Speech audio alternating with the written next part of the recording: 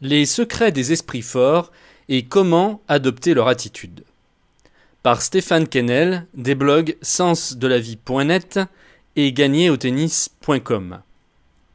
Tout d'abord, essayez de ne pas succomber à l'irrésistible envie de vouloir absolument vous comparer aux autres. La comparaison entre deux êtres humains est inutile, voire impossible, car chacun est unique. Chacun a sa propre histoire, sa propre évolution et sa propre destinée. Pourquoi votre esprit cherche-t-il cette comparaison? Pour vous aider à vous sentir supérieur? Ou pour justifier et approuver vos actes?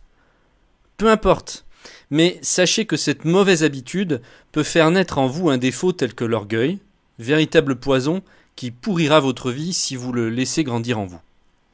De plus, vous trouverez toujours quelqu'un qui a mieux réussi que vous dans votre domaine de prédilection, et vous ne retirerez de cette comparaison que de la frustration. Ne fuyez pas ceux qui sont meilleurs que vous, mais sachez en tirer profit. Recherchez ce qu'il y a de bon dans chaque personne que vous rencontrez et utilisez ces informations pour changer vos mauvaises habitudes en attitudes plus appropriées. Voici un principe simple pour illustrer cela. Le fameux passage de la théorie à la pratique. Combien parmi vous appréciez le fait de parler en public? Je suis certain que vous êtes peu nombreux à aimer cela. La raison en est simple, vous n'avez pas suffisamment observé les bons orateurs. Ils utilisent un secret que peu de gens connaissent. Ce secret, je vais vous le dévoiler. Il s'agit du 22e des 100 principes que j'applique depuis quelque temps. Pour faire un bon discours et chasser le trac, vous devez avoir la pleine connaissance du sujet que vous présentez et le désir intense de le communiquer à vos auditeurs. C'est aussi simple que cela. Donc, si vous souhaitez vous exprimer en public dès demain, vous devrez d'abord vous y préparer en apprenant votre sujet sur le bout des doigts et même davantage. Puis vous devrez rechercher ensuite au fond de vos tripes la motivation de le présenter. Et pour cela, vous devrez vous intéresser aux autres, à ceux qui seront là pour vous écouter. Posez-vous ces questions lorsque vous préparez votre discours. Cela vous aidera à être bien meilleur.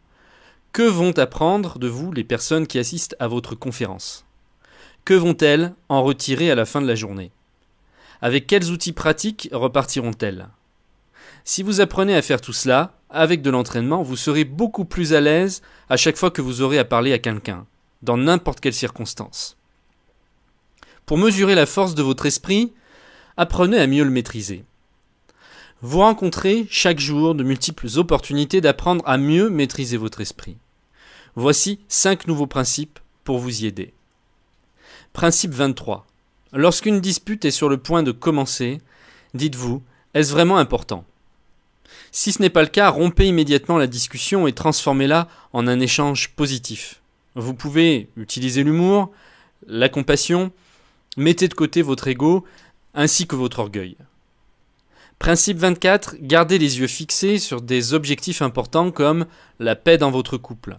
Si vous êtes responsable ou dirigeant, la pleine expansion du potentiel de votre personnel. Essayez de vendre et non d'avoir raison avec vos clients. Principe 25, ne pas vous laisser aveugler par les détails. Regardez ce qui est vraiment important. Je fais une petite parenthèse pour vous parler plus précisément de ce 25e principe. Il y a de cela 3 jours, je me suis réellement pris la tête avec un collègue de travail. Il m'a demandé de résoudre un problème complexe qui, à mon avis, aurait pu être réglé plus simplement et plus rapidement. J'y ai pensé pendant toute ma pause de midi, mais mon esprit était davantage occupé à trouver des excuses pour ne pas chercher de solution que de me mettre réellement à l'ouvrage. De ce fait, la solution ne venait pas. Heureusement, je suis parvenu à un moment donné à prendre du recul pour éviter de m'énerver davantage. J'ai relativisé la situation et me suis mis à la place de mon collègue pour comprendre ses intentions. Et la solution est arrivée, comme par magie. Le simple fait d'avoir lâché prise m'a permis d'ouvrir les yeux et de voir la situation dans son ensemble. J'ai ainsi pu me détacher des détails qui me perturbaient et voir ce qui était réellement important. Durant la nuit qui a suivi, j'ai eu comme une sorte d'illumination, pour ne pas dire une révélation, sous forme d'une pensée libératrice. Ne parvenant pas à dormir, cette pensée m'a permis de remettre le puzzle en place. D'où provenait cette pensée? Je n'en sais rien. Était-elle un pur produit de mon esprit ou provenait-elle d'une autre source? Cette pensée était comme une image, une représentation de ma vie tout entière, de la raison de ma présence ici, de la raison de la présence de l'ensemble de l'humanité sur cette planète. Cette pensée qui a traversé mon esprit en l'espace d'un millième de seconde a fait ressurgir en moi toutes sortes de questions. Pourquoi suis-je là sur cette terre? Que se passera-t-il après ma mort? Quelle importance représentera le problème que j'ai avec mon collègue le jour où je ne serai plus là? Restera-t-il comme un événement marquant de ma vie, ou ne sera-t-il qu'une de ces futilités sur lesquelles je me serais si souvent énervé inutilement, oubliant le plus important, ce qui est essentiel? Et tout à coup, tout m'a paru simple. Tout était redevenu merveilleux. Je suis en vie, en bonne santé, et je m'efforce de ne plus me prendre la tête avec des problèmes sans importance. Je peux vivre agréablement chaque jour qui vient. Prendre soin de son corps et de ses pensées, voilà ce qui est en définitive vraiment important. Mais pourquoi chaque être humain n'a-t-il pas cette même réflexion? Fin de la parenthèse. Continuons avec les deux derniers principes. Principe 26. Voir les choses telles qu'elles peuvent être et non comme elles sont. Principe 27. Appréciez votre travail. Pensez que votre emploi actuel est important. Votre future promotion dépend de votre attitude positive au travail. Voici maintenant quelques situations courantes et réactions de l'esprit, afin de mieux comprendre son fonctionnement et apprendre à bien le maîtriser. Situation, une conversation. L'attitude mesquine, on parle en mal des autres. L'attitude positive, on en parle en bien. L'avenir. L'attitude mesquine, on y voit des limites. L'attitude positive, on y voit des promesses. Le travail. L'attitude mesquine, on cherche à l'éviter. L'attitude positive, on cherche à agir mieux et à aider davantage les autres. La concurrence. L'attitude mesquine, on se mesure au médiocre.